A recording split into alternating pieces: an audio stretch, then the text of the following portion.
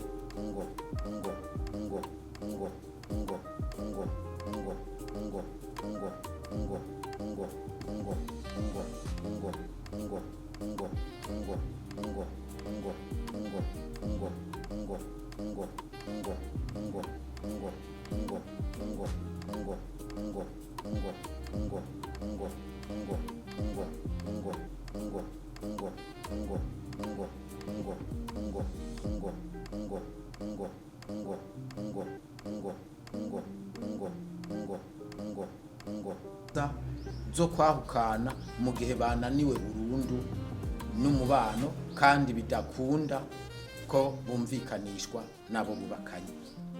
Ishirahamwe kandi ryariyemeje kuvuza abo bose baba bahuye n'ibyo bibazo byo gutemagurirwa mu ngo nabo bubakanye, kandi ryariyemeje gutegura imigambi yose ituma abagabo birukanywe mu ngo, kuko birukanwa bambuwe amatungo bakenye. Turiko turarondera kubafasha ukuntu bongera kubaho n'ivyo bongera gukora mu ntumbero yo kugira babeho. Ishirahamwe rero ryarihaye ihangiro rikomeye, ni ryuko ritegura ikibano gitekanye kandi kizira ihohoterwa. Ivyo ni bimwe mu bikorwa by'ishirahamwe. Hanyuma hariho abavuga ngo abagabo ngo guhohoterwa vyoba bibaye ubu, ariko sivyo. Ihohoterwa ry'abagabo ryamyeho kuva na kera, ariko ntiryagaragara kuri uru rugero rw'ubu, kuko ubu ihohoterwa rigaragara kubera habaye kwikunda no gushaka gutunga abakenyezi batarushe, kuko aho bagiye hose baradodora bakumvirizwa. Iyo bagiye no gusaba kwahukana baca babagaburira imitungo y'abagabo batakoreye. Ivyo bigatuma rero haca hama ihohoterwa mu muryango, basaba ko bo kwahukana kugira batekererwe ibyo batakoreye. Ivyo rero ikibitera nuko abagabo niyo bahohotewe ntibubahuka ngo bavuge ku mugaragaro ihohoterwa bakorewe. Kubera iki? Kubera hari imigani n'imyibutsa bibatangira mu mico n'imigenzo. Akarorero nk'umugani uvuga ngo amarira y'umugabo atemba aja mu nda. Umugabo ntashobora kurenga ngo amene ibanga ry'ibyabaye mu rugo naho bibi bimuhohotera. Ivyo rero bikagira ingaruka izihe? Amahohoterwa akogwa ari mu bwoko bune, niyo makuru makuru. Ayo mahohoterwa iyo abaye aragira n'ingaruka, nayo nayahe. Hariho ihohoterwa rifatiye ku butunzi, aho usanga umugabo atakigira uburenganzira ku matungo nayo yarondeye, aho usanga umugore ahisha amatungo yose afise umugabo, cyangwa ugasanga umugore arasahura amatungo y'urugo akaja kuyashira aho aja mu minwe yiwe gusa. Hari abayajana iwabo, hari n'igihe usanga umugore yaraguze inzu ugasanga upanze inzu yiwawe kandi ari iy'umugore, kandi wewe ukariha ruwaye yose ikaja kuri konte y'umugore. Ni ukuvuga ukipangira mugabo amahera utayabona yose abona umugore. Hari n'abagura inka bakazibitsa mu mihana. Ivyo vyose ni ihohoterwa rifatiye ku butunzi. Hari n'ihohoterwa rifatiye ku gutunzwa umutima, aho ushobora gutaha umugore yabaki kubona agatangura kugutuka utaravuga. Hari n'abakubita abana mu kubahoza bakavuga ngo ngwaho imbwiraje, naho bavuga wewe. Kubera iki? Arabonye ko atakintu utahanye. Hari n'ababahohotera mu buryamo. Ihohoterwa rifatiye ku mibonano mpuzabitsina, ugasanga umugabo aripfuza umugore wiwe, mugabo ntamuronke. Kubera iki? Yamufatiye ibihano. Cyangwa ugasanga yagize urudandazwa imibonano mpuzabitsina, akakubwira ati ntabonye igitenge ciza ntumpindukiza, ntabonye nk'icuriya yambaye ntibikunda. Cyangwa ukumva ngo kugira ngo tujyamane uzobanza kunsohokana. Iyo mu Kirundi hari n'abategeka umugabo ngo kugira ngo uzuze uhita hari icumbaza uzobanza udodora ikiyeri numve ko wakinzaniye. abo bose nabaza bakatwitura bakavuga ati bigenda uko. Hari n'ihohoterwa rifatiye ku gukomeretswa ku rukoba, ugasanga umugabo yatemaguwe, ugasanga umugabo yakubiswe ibipfupfuri. Hariho abaturira abagabo n'amazi ashushe akayazana akamusesako. Iryo ryose n'ihohoterwa rifatiye ku rukoba. Ivyo vyose rero bifise ingaruka izihe? Ingaruka kuwa bikorewe ubwa mbere. Umugabo yahohotewe, ikintu ca mbere akora ntasubira gukora ibikorwa vy'iterambere ryo muri kazoza, kuko araza bikoze nta burenganzira asubira kubigirako. Acaza arakora ibikorwa bihuye n'ivy'uwo munsi. Ni ukuvuga amahera niyo aba yaronse acaja mu kabare arayanywera. Avuze ngo akoze igikorwa c'iterambere, agura umuduga wo wazosohoka akagenda, hanyuma akaza naho yoshaka kugurisha akawugurishiriza, kuko arazi yuko ibindi byose baca bamukumira. Ingaruka yindi, abagabo baragwara indwara zo mu mutwe, cyangwa ugasanga bafashwe n'indwara zidakira zibahaza.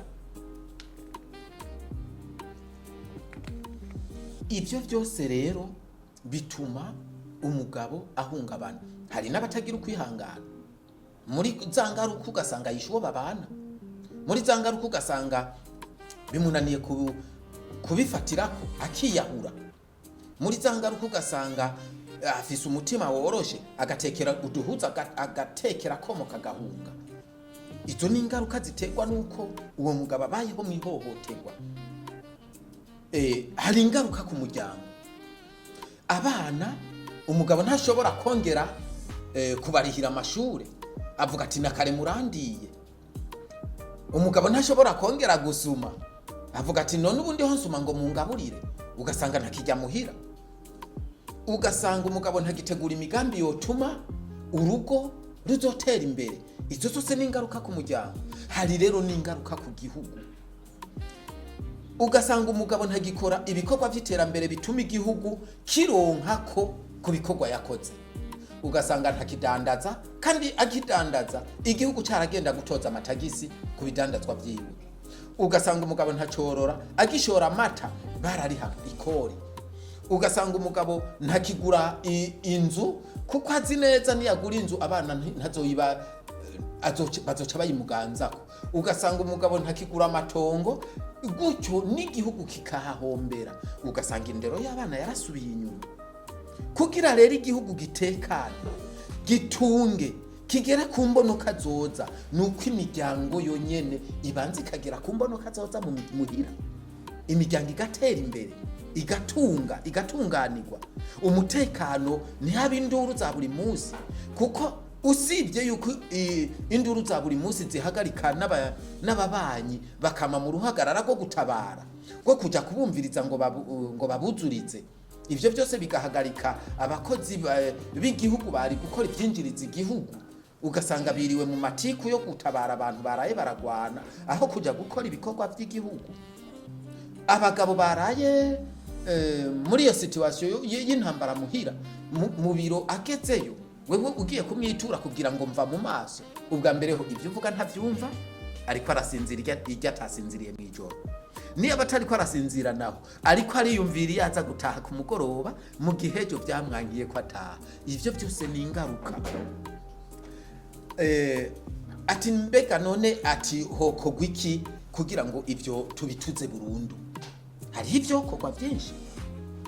Ibijanye n'imico n'imigenzo byohinyanywa ku buryo ivy'imico n'imigenzo bijamwo ibishobora kuba bitanga contribution kwiyubakwa ry'igihugu. Ibijanye n'amategeko, amategeko yohinyanyugwa ku buryo ibivugwa muri ayo mategeko biza vyuzuriza abagore n'abagabo, kugira ngo ntihagire uwama ariko araturugo ahunga.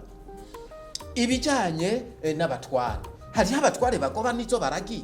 Ugasanga nyarucari kubera afise umugore mwiza canke afise umugore vyoroshe ko avugana na kanaka, bakamumutwara izuba riva, bitwaje ko ari umutware canke mufise ku burenganzira canke ko afise ubutunzi amuha.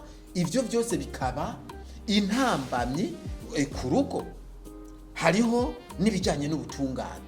hari amategeko mu butungane yaka uburenganzira umugabo, aho usanga ngo iyi ngingo ngo irafashwe ngo kandi ngo ikija mu ngiro ubwo nyene umugabo yunguruje urubanza kuko ariko ararenganywa kumbure n'umucamanza hari ico azinanye ko n'umugore canke n'umucamanza ariko arahabwa amategeko n'abandi bantu canke n'umucamanza usanga yagize umugore wa kanaka umuhabara wiwe, mugabo ingingo zose afashe agaca avuga ngo zica zija mu ngiro ubwo nyene kubera azoba amaze kuzishira mu ngiro vyitwa ku rubanza rwakurikijwe barakwambuye biraheze.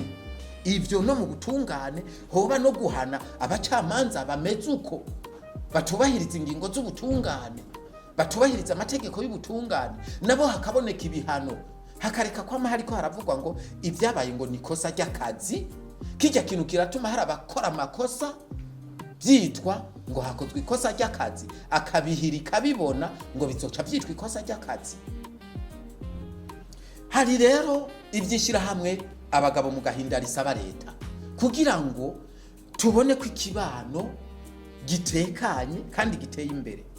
Icambere, ishirahamwe rirasaba umunsi wahariwe abagabo ko wohimbazwa vuba bwangu kugira ngo abagabo baronke uko baserura amabi bakorerwa, baronka aho bavugira kandi bubahuke bayavuge. Ubwa kabiri, gukuraho ingingo zose zituma umugore atekererwa iyo asabye kwahukana, kuko ivyo biri mu bituma abagore baca basaba kwahukana buri gihe kuko bazi baca bagabuza amatungo batarondeye, ugaca usanga n'umugore amaze amezi 3 yubatse ugwiwe ngo nkeneye kwahukana kuko azi baca bamugaburira amatungo. Ubwa gatatu, guha uburenganzira umugabo bwo kuganza amatungo yirondereye, kuko uyu munsi uzawumva umugabo ivyo yarondeye akiri umusore kugira azatunga umuryango wiwe neza, hageze yuko agira ibibazo, hageze yuko ashaka kugurisha ikintu kugira gure icabona kizogira akamaro gusumba, ngo umugore atamusinyiye ngo ntiyemerewe kubigurisha. Umugore ntiyamusinyiye abigura, mugabo uyu munsi kubera hageze ko abyikorako kandi ari amatungo yiwe, hagaca hafatwa ingingo ngo umugore atamusinyiye ngo ntibikunda. Ni hafatwa ingingo zose zegurira uburenganzira umugabo bwo kuganza amatungo yirondereye. Ndashima cyane ko ubushikiranganji bw'intwaro yo hagati buriko burahinyanyura itegeko rigenga ingo n'abantu, kiri mu byo twasabye ku munsi wa 4 mu nama y'ingozi, kandi turabona ko umuti wacu uzoboneka. Ubwa 4, leta yocungera neza amwe mu marorerwa akorwa na bamwe mu nzego z'ubutungane.